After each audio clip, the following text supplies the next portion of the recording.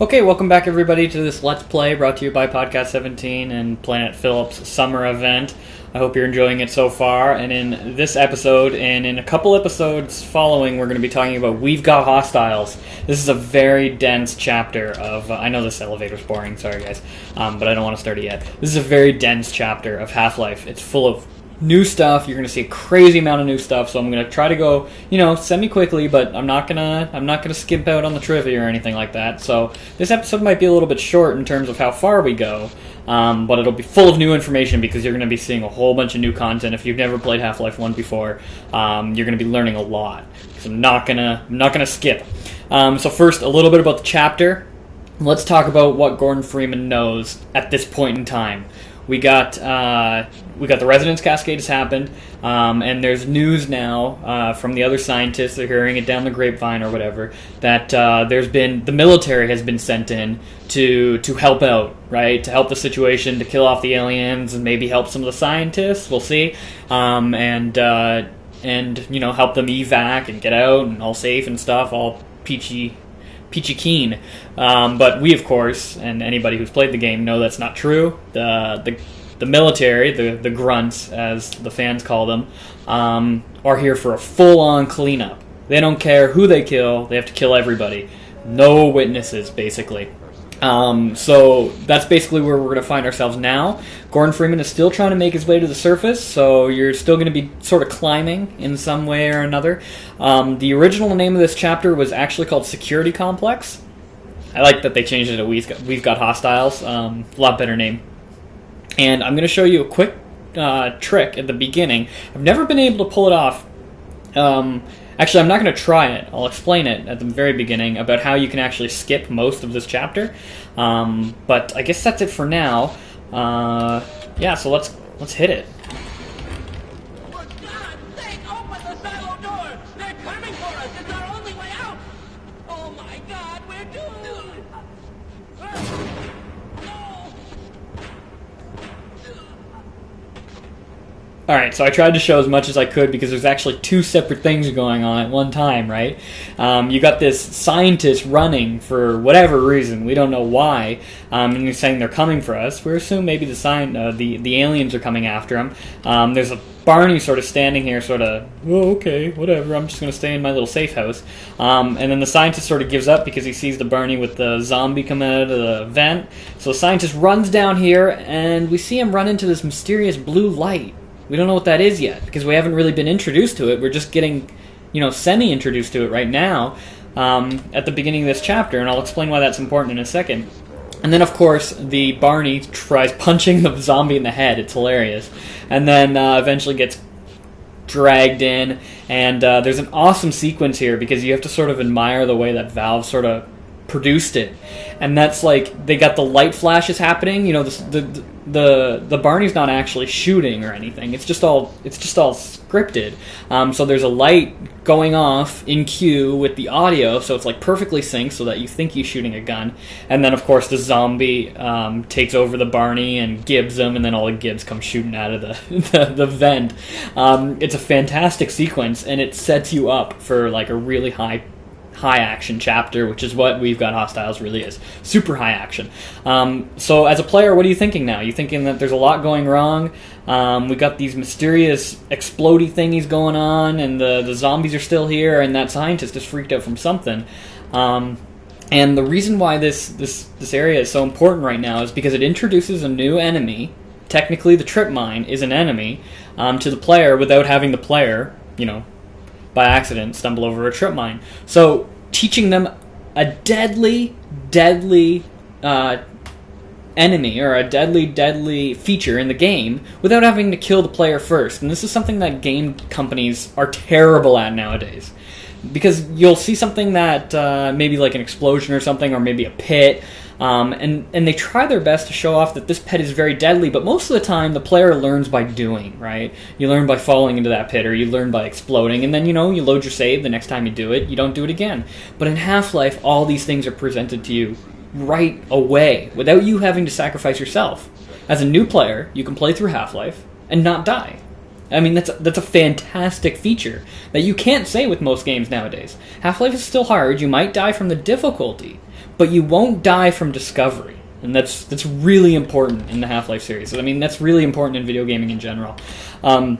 So, about this section, you can actually glitch out the scientist. I won't show it, like I said, because I've never been able to pull it off. But what you do is you hit him once with the crowbar. You quickly race to him to this, and you hit him once with the crowbar, and you somehow interrupt his sequence, so his scripted event.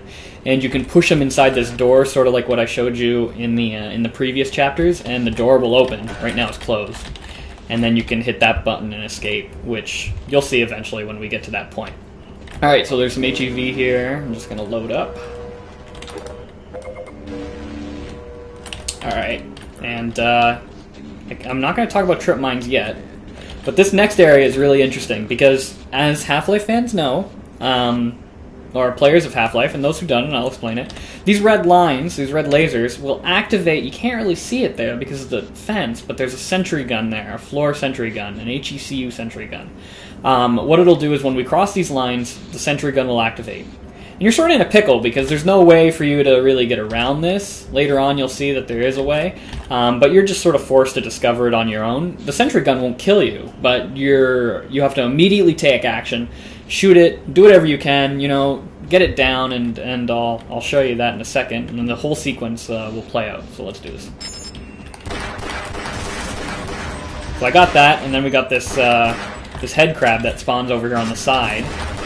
And if you're smart, there's another way you can do it. You can just trip it, and you're like, oh shit, oh shit, oh shit, and you run backwards. And you hide, and you let the sentry gun kill all the incoming head crabs.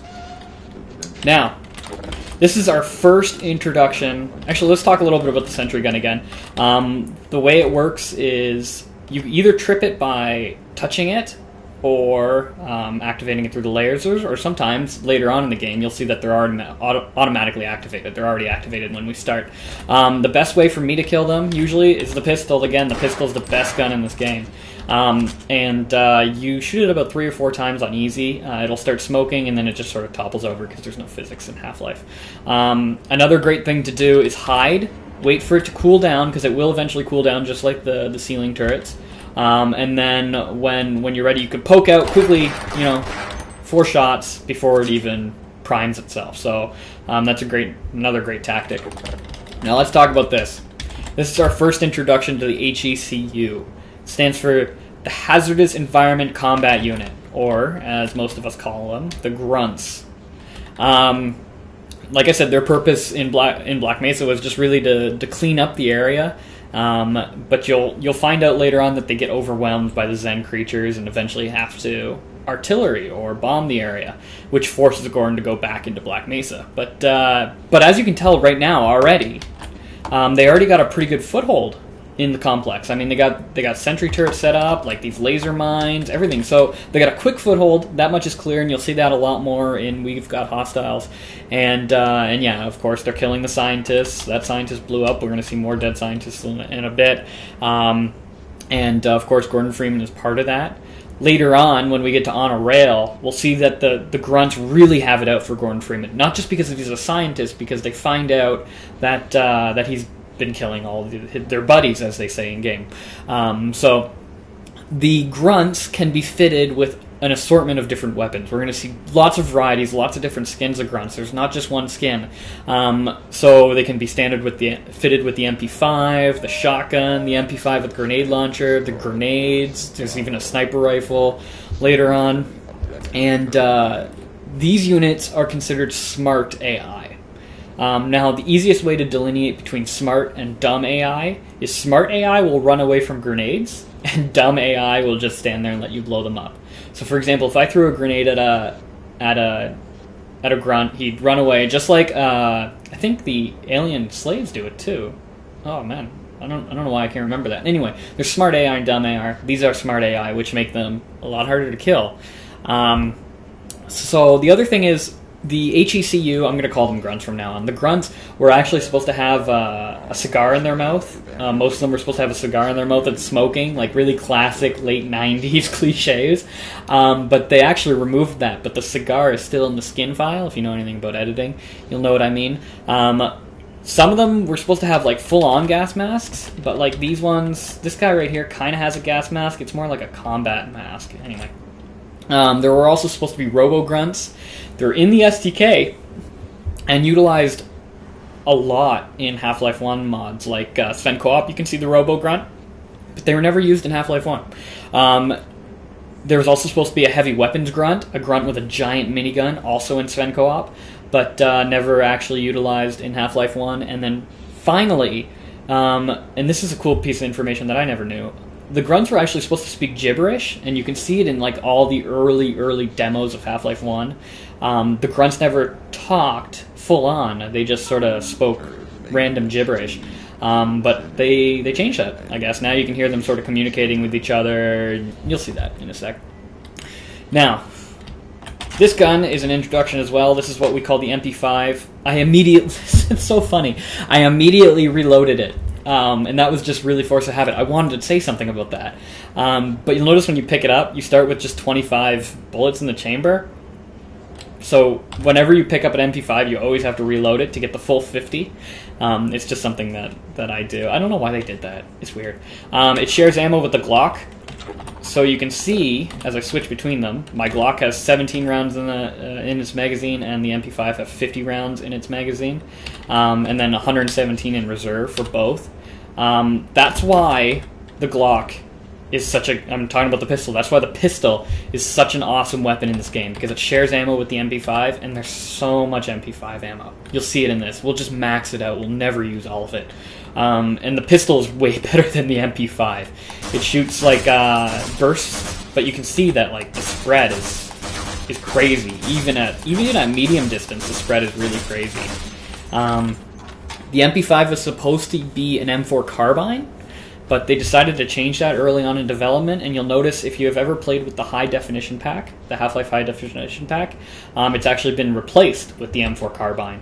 And a lot of like diehard fans rather use that because it's supposed to be truer to the Half-Life experience. I don't know. So, like I said, we're playing with low-def models, not even medium-def models, and we're gonna keep it that way. I like going old school.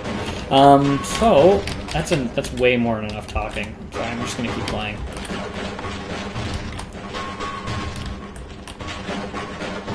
So we've got hostiles. Really takes place in like a storage area, and there's some interesting.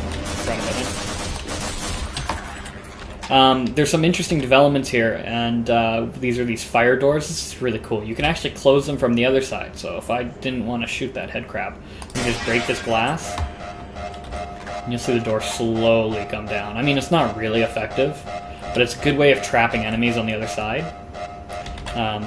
So here's another trip mine. And I want to mention real quick for the trip mines, this is the first live one you actually get to experience. Two things, two pieces of trivia, I guess. Placing trip mines on a movable object like this later on, we'll be able to actually place these, will actually just cause it to fall off, and you can pick it up and replace it. And the second thing is you can actually climb on top of these guys, which is used a lot in both deathmatch and in community-made content. You can make stairs out of trip mines and get to really tricky areas. And the way you do that is you just place another one here, you jump on top of it, and so on and so forth. So in this little section, you're just supposed to jump over it, and then this one you're supposed to crawl under it, you know, just sort of introducing you to the experience.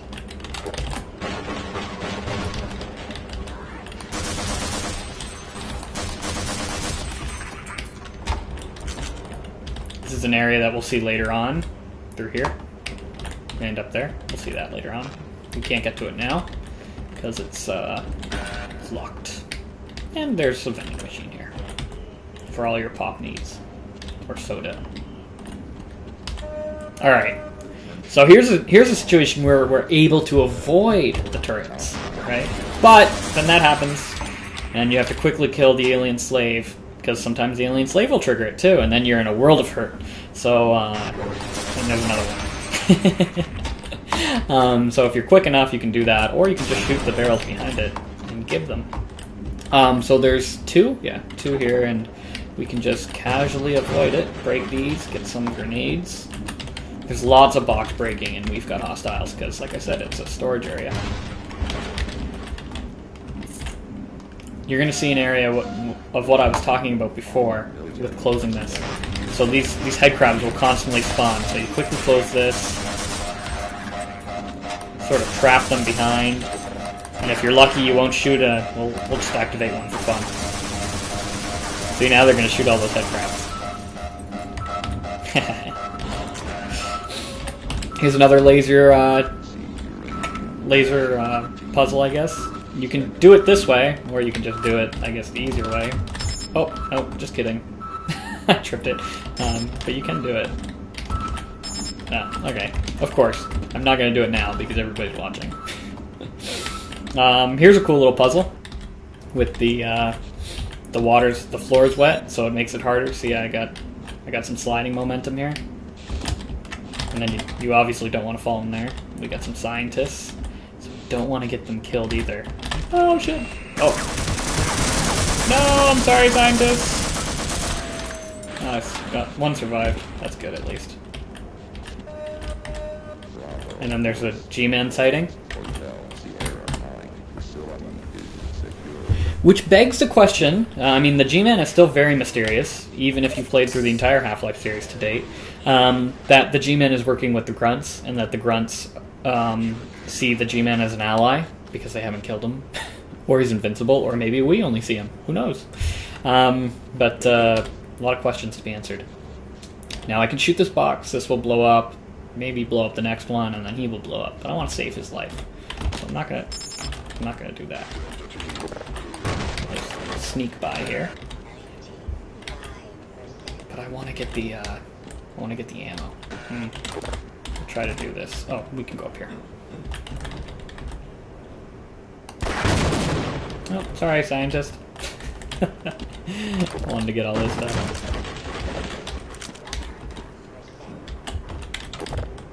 And you can sort of hear the Grunts now talking as we get closer to the battles at hand. Rescued at last. Thank God you're here. Poor scientist. We'll kill that Grunt. So that's our first experience with a human Grunt, and he went down pretty easy because he was too busy killing a scientist. Shame.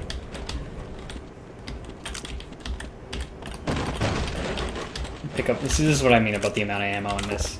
Like, crazy amounts of ammo. I think that was a bad design decision by Valve, but whatever.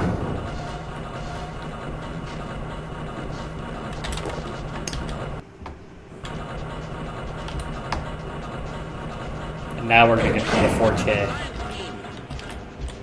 foray. Yeah. Now we get to fight the Grunts in this area. And they have the open ground, or the high ground advantage, which is actually good for the Grunts. You wouldn't think so, but they're really good at raining grenades on you from this area. Because, you know, you're sort of huddled behind your sort of corners, and so they just throw grenades to sort of smoke you out. And it's very effective. You probably can't hear it because I have the audio down quite a bit. But you'll also note that the PA system is under military control. So the PA system is just sort of speaking out random, pseudo-random, I guess, information about the invasion and about the occupation and everything. So we'll see an area. We'll get up there shortly, but this is an area infested with barnacles. I like to keep them alive. No use wasting ammo. Alright, so here we can go one of two ways. We're presented with a fork, excuse me. That's the way to the exit, but if you go this way, you can sort of go around the long way and avoid all these lasers, which is what I'm going to show you. So if you were to want to go this way, you would just duck under here and then navigate your way sort of Mission Impossible style through those lasers. We're going to go this way. And we'll see this area again later too. Lots of overlapping in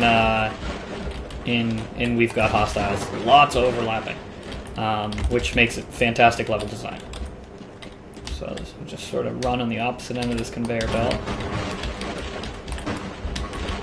Climb these boxes. Lots of climbing. Another conveyor belt to go on the opposite end. Just shoot this for good measure. grunt on this side. Oh, that's the other thing with the grunts that I should mention. If they're wearing helmets like this, their helmets are pretty much invincible. So you either have to shoot them in like sort of the shoulder or the torso, or even the legs or the foot. But you can't shoot them in the head, which makes it really difficult unless they're not wearing helmets, of course. So you'll see now that we're on the other side of this complex jumping puzzle. We'll just sort of drop down like this, jump over this trip mine. Take me with you.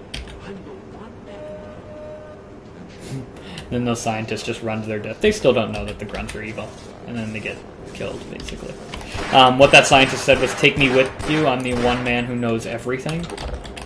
That's it's a common joke in the Half-Life world, pretentious scientists. Anyway, so now they still have the high ground. You'll probably see them throw some grenades. Let's see if we can get them to throw a grenade here. Yep, there it is. Oh yeah, and this is a great sequence.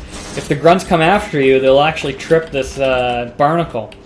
You get to see the barnacle gnaw on that dude's face, so the barnacles will eat other enemies. In a second, crunch, he'll die. Drop his weapon for you to grab, and the barnacle's ready to go for another round. So we have to kill this barnacle if we want to put this grenade here. Shit. Ouch. We want to continue. See, lots of grenades. They love the grenades. But I love my pistol.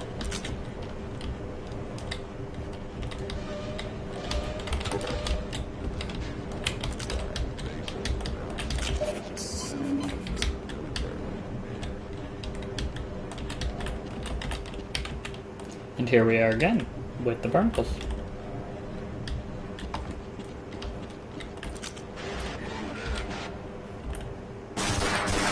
Okay, so now we sort of have the high ground advantage, and I'm going to show you something with the grenades. In Half-Life 1 you can prime them, sort of like that, and they pretty much explode within 5 seconds, I think it is. Sort of get a timer in your head. I think I got most of them.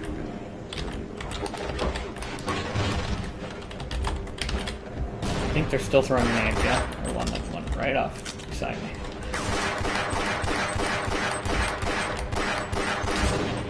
Little bastard. See? Smart enemies. Smart AI. And you'll notice this area again, because that's where we crawled through the conveyor to do the short, or the long way. We'll break some of these boxes.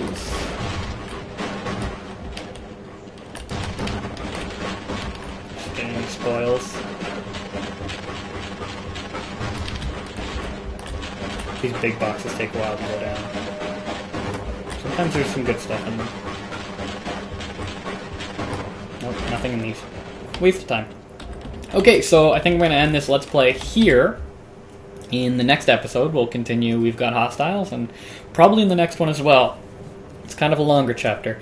So I'll see you guys next time, and thanks for watching.